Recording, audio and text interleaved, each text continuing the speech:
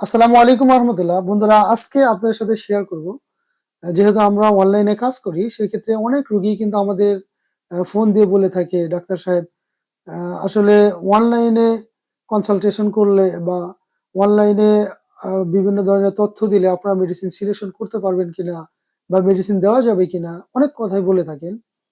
আসলে চিকিৎসার জন্য মূল থিম হলো, আপনি যখন একজন ডাক্তারের সামনে আসবেন তখন ডাক্তার আপনাকে পর্যবেক্ষণ করে অনেক তথ্য কালেক্ট করতে পারবেন, বাট অনলাইনে কিন্তু সবকিছু করা সম্ভব হয় না। যার কারণে উত্তম বিষয়টি হলো, আপনার যদি চিকিৎসা নেন সেক্ষেত্রে আপনার ডাক্তারের কাছে গিয়ে একদিন হলেও ডাক্তারের সাথে সাক্ষাৎ করে আপনার মেডিসিন সিলেকশন করে নিয়ে আসবেন। এর পরবর্তীতে ডাক্তারের সাথে ফেস টু ফেস না হলে চলে, কারণ বাংলাদেশে যে কোনো জায়গায় কুরিয়ারের মাধ্যমে মেডিসিন কিন্তু পাঠানো যায়।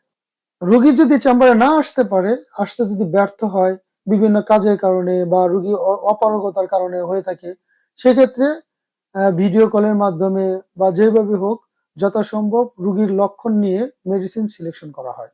এতেও ইনশাল্লাহ দেখা যায় অনেক সময় খুব চমৎকার রেজাল্ট পাওয়া যায়।